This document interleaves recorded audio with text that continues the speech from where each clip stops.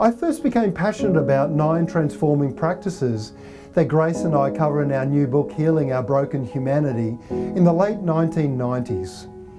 I was speaking at a conference in Manila in the Philippines, and I wanted to save some money. I said to my wife, "Can I stay at a backpackers hostel?" And she said, "Sure, go for your life." And I was speaking at conference sessions during the day.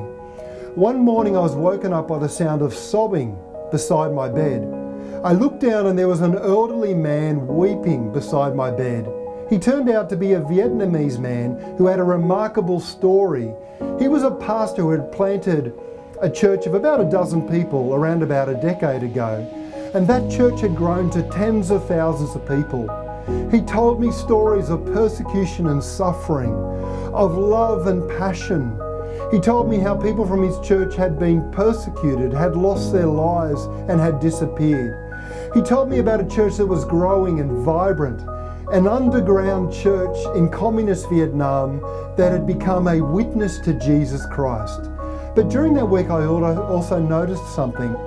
I noticed that all the speakers looked like me. They were all white men. Where were the voices like his? Why were they not being heard? And how do we listen to thousands and thousands of stories like his that show us what it means to be a church undergoing renewal?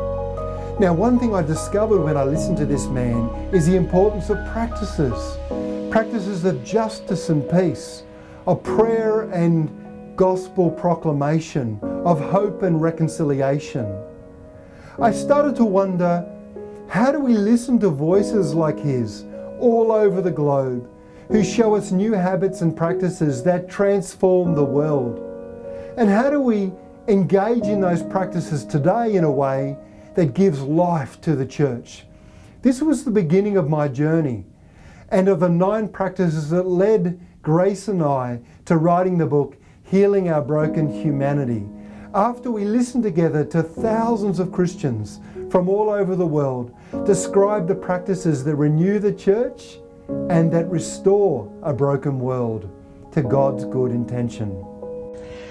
When I think about our book, we have these 9 chapters, kind of all starting with the letter R, and we are giving these steps and how we can revitalize ourselves and the church and hopefully renew the church. So we have chapters on reconciliation, restoring justice, how we need to lament, how we think about community and hospitality, how we need to rethink about agency and how we can build relationships, and how we can store life together as a community and as a church.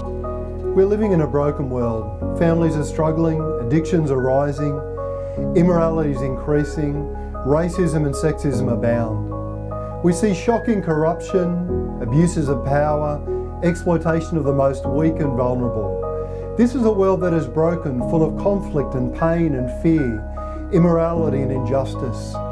Only God's love and power can bring healing to our broken humanity.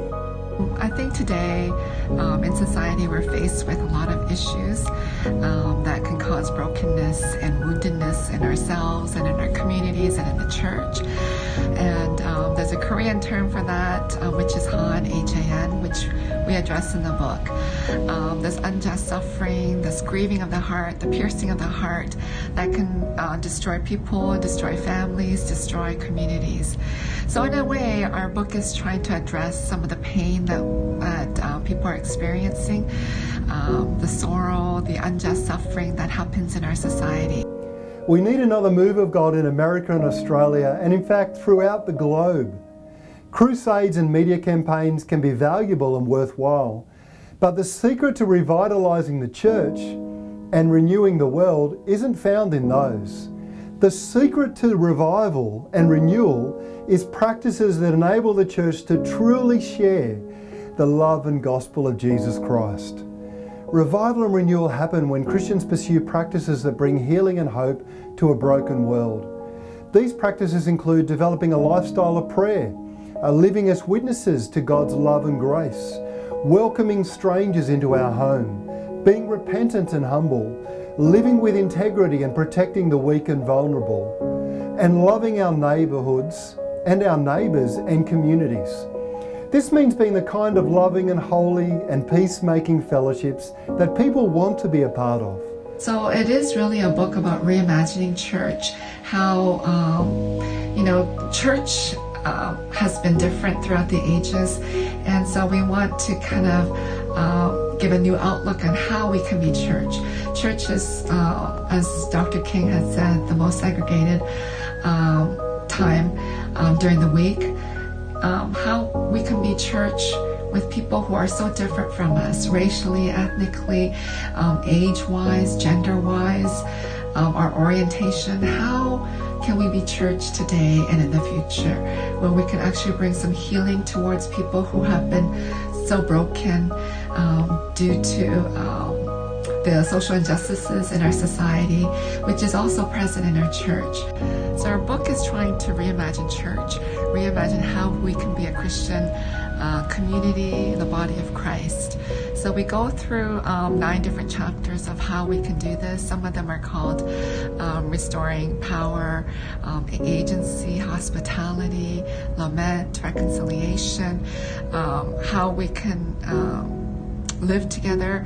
And so we go through each of the chapters. We share a lot of personal ideas, how our personal experiences of pain and how we've kind of worked through some of these areas of life that are very difficult. And we offer some theological reflection, some biblical work, and we try to end with some practical steps. Now, for all of us, whether we want to become a dancer or a faithful disciple of Jesus, we need to engage in life-giving and transforming practices.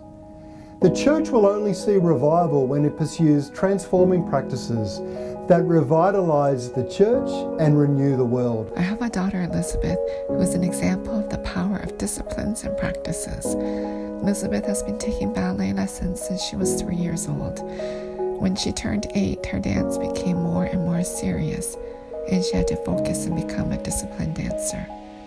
She goes to ballet 4 to 7 days a week. When there are performances like the Nutcracker or Spring Dance performance, she will be at her ballet studio for 3 to 5 hours a day to warm up, stretch, rehearse, and learn new routines. It takes skill to dance, but also lots and lots of practice to become a good dancer. These practices are crucial to becoming a dancer. They have become part of her lifestyle.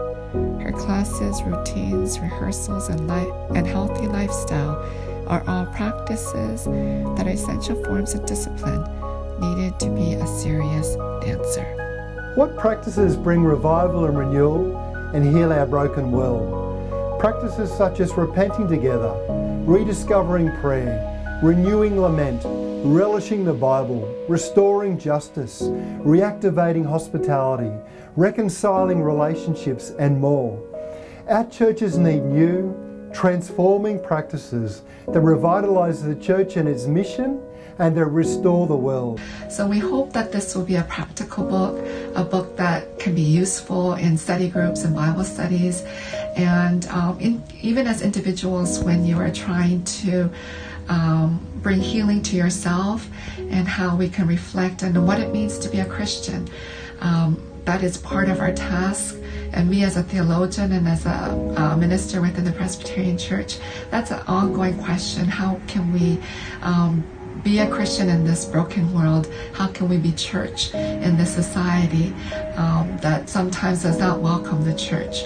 How can we be the light in this world? So we try to tackle some of these questions in the book. We share part of our lives. Some of it was difficult to share. Some are funny stories. So we hope that you will enjoy the journey in reading the book. It's a very practical book with an appendix where you can photocopy and use these worksheets so that you can all kind of work towards healing and bringing wholeness into your life, into your community, and into the church. So the book is very practical. I hope it will be useful for individuals, for communities, a good resource book for Bible study and church leaders. We're hoping that people, we don't have all the answers of how we can heal our broken humanity, but at least we offer a glimpse. Myself living here in the U.S. as an immigrant, as a Canadian and an American citizen, and my co-author Graham living in Australia. So from a very global perspective, how we can revitalize, how we can renew the church, how we can work towards healing our brokenness and our broken communities and individuals. Grace and I hope that this book will be a practical resource for you and for your church.